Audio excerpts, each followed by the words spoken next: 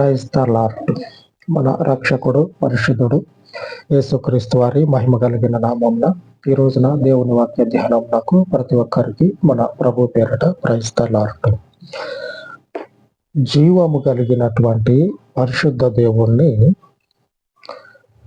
మన ఆలోచనకు తగ్గట్లుగా మార్చేయకూడదు. ఆయన సృష్టిస్తే సృష్టించబడ్డం మనం. మన ఆలోచనకు తగ్గట్లుగా దేవుణ్ణి మార్చేస్తే, క్షేమం పక్కకు పెడితే, నేను బాగుపడతా అనేటువంటి ఆలోచన పక్కకు పెడితే, మనకు ఒరిగేది ఏంటంటే శాపము, అలాగనే భవిష్యత్తు, అలాగనే మనము మనవారు అని ఆలోచన చేయటానికి కూడా దేవుడు మనకి ఏమీ కూడా మిగల్చడు. అంత భయంకరమైన శాపం తగులుతుంది. శాపం అంటే ఇలాంటి శాపం కాదు, నాది మనది అనేటువంటి ఆలోచన లేకుండానే దేవుడు నాశనం చేసేస్తాడు. మహిమా స్వరూపి అగు దేవుణ్ణి వాళ్ళు ఏం చేస్తా ఉన్నారంటే వ్యర్థంగా పూజిస్తూ ఉన్నారు. దేవునిని వ్యర్థంగా వారి హృదయాలలో ఆరాధిస్తూ ఉన్నారు. దేవుడు దానిని మెచ్చుకోకపోగా ఆయన యొద్ద నుంచి మనకి శాపం అనేది ఎదురవుతుంది. కానీ మనం అనుకున్నట్లుగా మేలు అనేది ఎంత మాత్రం కూడా మనకి జరగదు. ఇలాగనే దేవుని చేత ఎన్నుకోబడి, దేవుని చేత పిలువబడి, ఆయన చేత ఎంతగానో ప్రేమించబడినటువంటి ఒకరిని దేవుడు నిలువున నాశనం చేసేసిండు.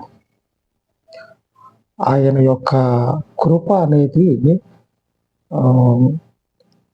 సంవత్సరాల తరబడి, తరముల వెంబడి ఎవరి మీద అయితే ఉన్నదో వారిని కాదని వేరొకరి మీదకి వస్తే, ఆ మనుషుడు ఏం చేసుకున్నాడంటే నిండా జీవితాన్ని ముంచేసుకున్నాడు. ఒక పక్క ఏమో ఎవరి మీద అయితే దేవుని కృప ఉన్నదో వారిని దేవుడు విసర్జించడు. వారిని కాదనుకొని ఎవడో ఇక రోడ్డును పోయేటోడు అని అంటారు కదా, ఎవడో ఒకడు ఎదురుపడతాడు అని అంటారు కదా. అట్లాగా దేవుడు ఏం చేసినంటే అసలు కానటువంటి మనుష్యునికి తన కృపనిచ్చి, నేను నిన్ను రాజుగా అభిషేకిస్తా, నువ్వు నేను చెప్పినట్లుగా నడుచుకో అని దేవుడు ఆ మనుషుల్ని ఏర్పాటు చేసుకుంటే, వాడేం చేసిందంటే దేవుని యొక్క పరిశుద్ధమైన నామాన్ని అపవిత్రంగా మార్చేసిండు. ఈరోజు ఎంతమంది చదువుకున్న వాళ్ళే గంటలు వ్యర్థమైనటువంటి వాటిని తెలుసుకోవటం కొరకు, చూడటం కొరకు సమయాన్ని వెచ్చిస్తారు. కానీ పరిశుద్ధ గ్రంథాన్ని చదువుదాం, అందులో ఉన్నది ఏందో తెలుసుకుందాం. మనం నడిచేటువంటి మార్గమే కదా, అసలు అందులో ఏముందో తెలుసుకుందాం. బయట మరి ఇట్లాగా అంటా ఉన్నారు, బయట ఇట్లాగా మాటలు అనేవి వినపడతా ఉన్నది, నిజమా కాదా అని చెప్పనని మన మార్గాన్ని మనం తెలుసుకోలేని స్థితిలో ఈ రోజున ఉంటాము. మీరైనా ఒకసారి ఆలోచన చేయండి. ఎవరు యథార్థంగా దేవుని వాక్యాన్ని ధ్యానిస్తూ ఉన్నారు? అందులో దేవుని ఉద్దేశం ఏంది? బయట మనకు వినపడేటువంటి వాక్యము, ఆ మాటలో నిజమా కాదా అనే ఆలోచన ఎవరు చేశారో ఒకసారి ఆలోచన చేయండి. నిజంగా యథార్థంగా అనుకుంటే చిన్నతనం అనిపిస్తుంది. మన గురించి మనమే తెలుసుకోలేని స్థితిలో మనం ఉన్నాము. మనం నడుస్తున్నటువంటి మార్గం గురించి మనకి కనీస అవగాహన లేదు అనేటువంటి ఆలోచన మనకు వస్తుంది. వేరేవి వ్యర్థమైనటువంటి వాటి గురించి సమయాన్ని విపరీతంగా వ్యర్థంగా గడిపేస్తాం. ఉన్నటువంటి సమయాన్ని వాటి కొరకే వ్యర్థంగా గడుపుతూ ఉంటాం. అసలు మనము ఎందుకు నిలబడ్డాం? మనం నిలబడ్డది సరి అయిందా? కాదా? అసలు ఇదే సరి అయిందని చెప్పని అనటానికి రుజువేంటి? ఆధారం ఏంటి? ఇది నిజమని నేను ఎలాగ ఒప్పుకోవచ్చు? ఎలాగ చెప్పవచ్చు? ఇదే నిజం అని చెప్పనని అనే ఆలోచన యథార్థంగా ఎవరికొచ్చింది చెప్పండి? అట్లా వచ్చి ఉంటే తెలుసుకోవటానికి ప్రయత్నం చేస్తారు. ఈ రోజున అట్లా తెలుసుకునేటువంటి వారే లేరు. వ్యర్థంగా దేవుణ్ణి ఆరాధిస్తా ఉన్నారు. దేవునిని వ్యర్థంగా ఆరాధిస్తా ఉన్నారు. ఆ రాజు చేసినటువంటి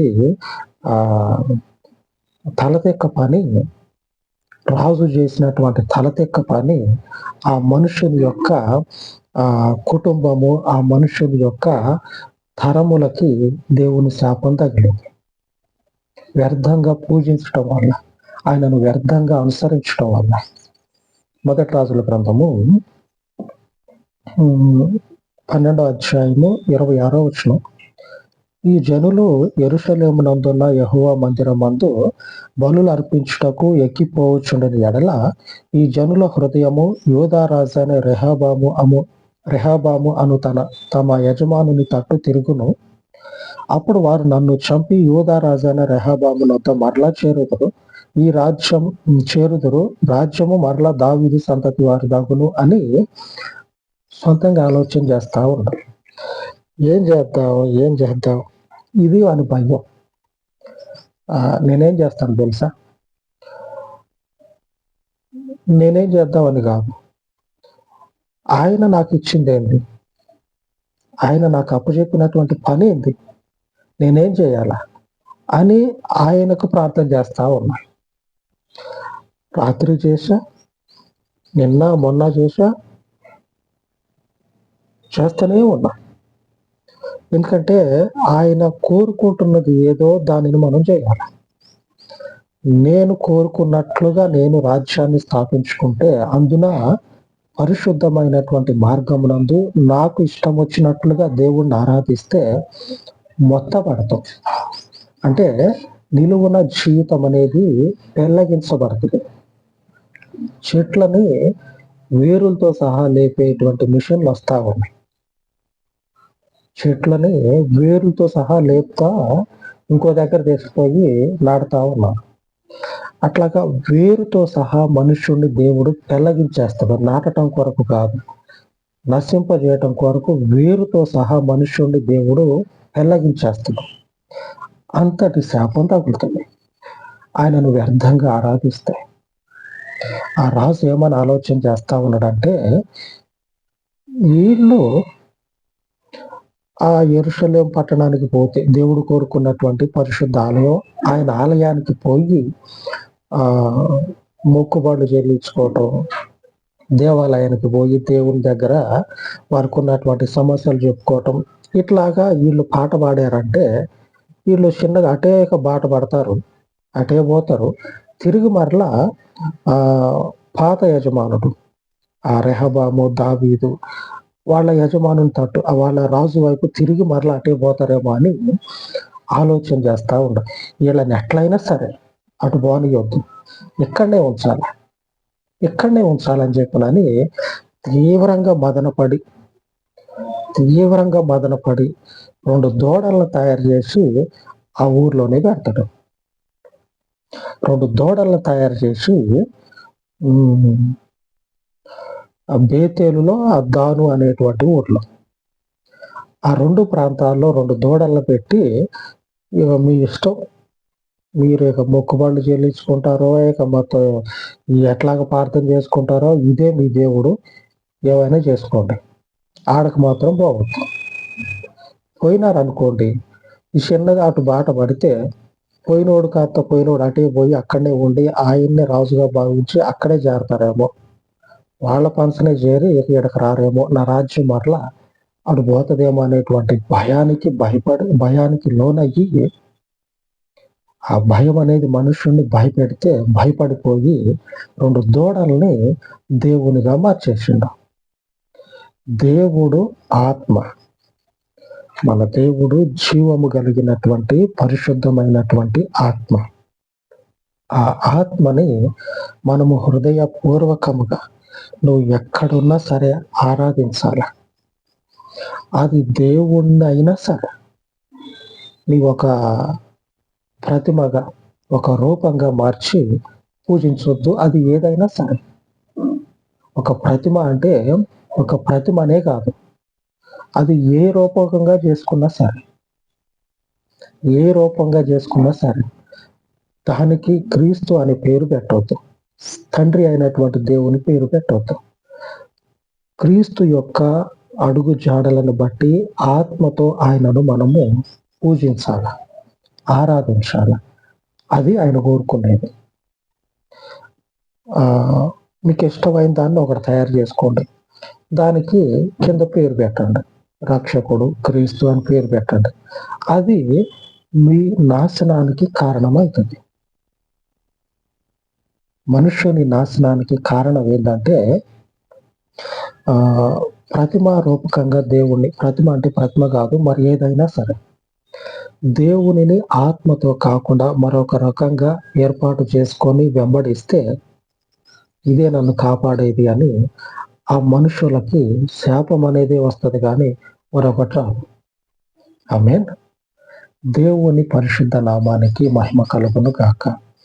ఆయన శక్తి సంపన్నుడు, బలవంతుడైన దేవుడు.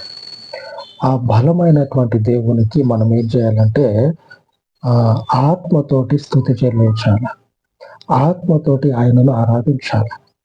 అంతటి శక్తి కలిగినటువంటి దేవునిని మనం అనుసరిస్తా ఉన్నాము కనుక దేవుడు ఏం కోరుకుంటా ఉన్నాడంటే, మన నుంచి ఆ రాజు చేసినట్లుగా ఇప్పటికీ చేసేవాళ్ళు ఉన్నారు. ఇప్పటికీ దారుణమైనటువంటి పరిస్థితి ఏంటంటే, ఆ రాజు అన్న నా రాజ్యం ఏడబోతుందో, నా యొక్క మనుగడ అనేది కోల్పోతానేమో, ఈ జనాలందరూ అటు తోవ పడితే నా రాజ్యం అనేది నాకు ఉండకుండా ఎక్కడ పోతుందో అని చెప్పి భయపడి ఆ రాజు అట్లా చేశాడు. ఇప్పుడున్నటువంటి భయంకరమైనటువంటి దారుణమైన పరిస్థితి ఏంటంటే, రాజు కాకుండా దేవుని ప్రజలే గుడ్డిగా దేవుణ్ణి ఆరాధిస్తా ఉన్నారు. ఆయనను గుడ్డిగా ఆరాధిస్తా ఉన్నారు.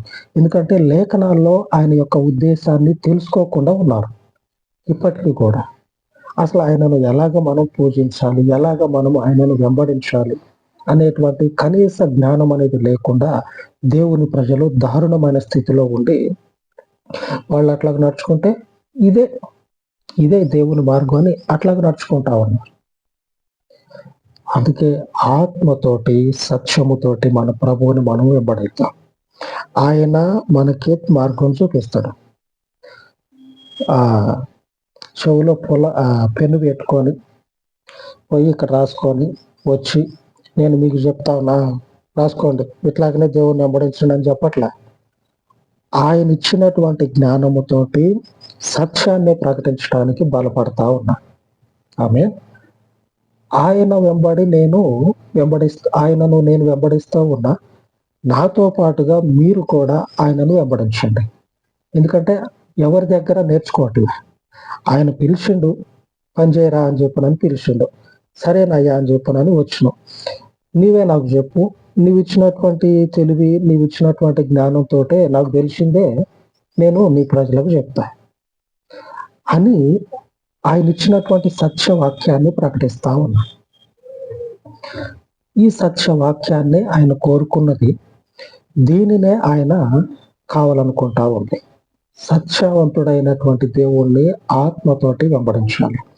దేవుని పరిశుద్ధ వాగ్దానం ఈ రోజున సెలవిస్తా ఉంది. కీర్తన గ్రంథము 111:9 ఆయన నామము పరిశుద్ధమైనది, పూజింపదగినది. పరిశుద్ధమైనటువంటి దానిని మనుషుని ఆలోచనతో కలిపి పరిశుద్ధంగా ఎట్లా మార్చేస్తాం? మనుషుడు అంటేనే పాపం, మనుషుని ఆలోచన భయంకరం. మరి ఈ భయంకరమైన ఆలోచనలో పరిశుద్ధత ఎక్కడి నుంచి వచ్చింది? తప్పు కాదు. మరి మనుషుడు అంటే పాపం. ఈ మనుషుడు చేసే ఆలోచనలన్నీ కూడా భయంకరమైనవి, పవిత్రమైనవి కావు, భయంకరమైనవి. ఈ భయంకరమైన ఆలోచనలో పుట్టినటువంటి ఆలోచనని మనము పూజించుకుంటా, దానిని వెంబడించుకుంటా ఉంటే పరిశుద్ధత ఎక్కడి నుంచి వస్తది? రాదు గదా! ఆయన ఏర్పాటు చేసిందే పరిశుద్ధమైనది. కనుక ఆయనను ఆరాధించేటువంటి వారు ఆత్మతోటి, సత్యముతోటి ఆయన కోరుకున్న విధంగా ఆయన పరిశుద్ధతను మనము కలిగి ఆయనను వెంబడించాలి. అందుకే ఆయన యెరూషలేము పట్టణము నా ఆలయం ఉన్నదని ఆయన చెప్తే, వీళ్ళందరూ యెరూషలేము పట్టణానికి పోయి అక్కడ ఎక్కడ కరుచుకుపోతారు, అంటుకుపోతారు అని చెప్పిన నా రాజుకి భయంకరమైన ఆలోచన చేసి దేవుణ్ణి ఏం చేసినంటే అపవిత్రంగా మార్చేసిండు. శాపాలొస్తాయి. ఆ మనుషుని యొక్క తరము, కుటుంబము, ఆ మనుషుని కడుపున పుట్టిన వారందరూ కూడా శాపాలతో మొత్తపడతారు. దేవుని చేత అభిషేకించబడ్డాడు.